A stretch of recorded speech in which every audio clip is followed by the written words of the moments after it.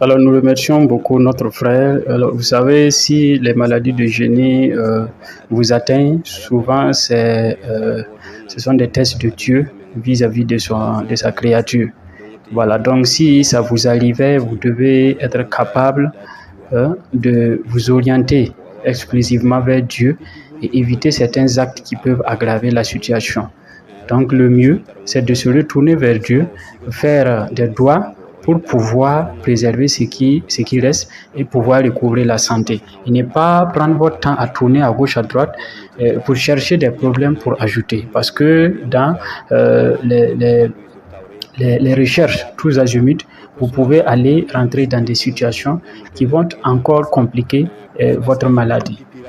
Donc, c'est vraiment des situations où si ça vous arrive, ça peut détruire même votre famille. Donc, l'essentiel ici, déjà, quand vous êtes confronté à de telles maladies, c'est de vous remettre à Dieu. C'est de vous poser les bonnes questions et de savoir vers où aller pour vraiment pouvoir recouvrer la santé, mais également garder, sinon renforcer votre foi. Sinon, si à partir de la maladie, vous créez encore d'autres situations, vous allez du moins à l'encontre des prescriptions de Dieu, ça peut aggraver la situation.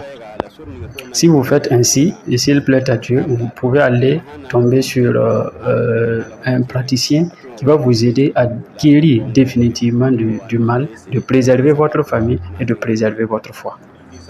Alors, Cheikh, à vous entendre parler, est-ce que, par exemple, quelqu'un qui est malade, puisque vous avez parlé de crainte de Dieu et des tests de Dieu, est-ce que pour quelqu'un qui est malade ou bien pour un accompagnant de malade, est-ce que prendre son argent ou son bien pour demander du toit pour le malade ou pour sa maladie, est-ce que ça peut aider à guérir du mal? À votre question, je dirais oui, parce que déjà, prendre son bien, son argent pour demander du doigt, ça aide à beaucoup de choses. Déjà, ça purifie vos biens, ça renforce votre foi et ça vous aide à rester sur le bon chemin.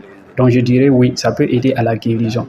Parce que si on va voir, il y a eu un moment à l'époque du prophète où un malade, un accompagnant de malade est venu voir le prophète pour lui dire qu'il a un parent qui souffrait d'un mal terrible et qu'est-ce qu'il pouvait faire pour aider ce malade-là. Et le prophète lui a répliqué en disant que d'aller lui dire, d'aller creuser un puits où les gens vont venir puiser pour boire, puiser pour leurs besoins. Et quand il est allé, et puis ils ont entrepris les travaux, ils ont construit le puits, le mal est parti à partir de là. Donc c'est cet exemple pour dire que c'est vraiment un acte conseillé.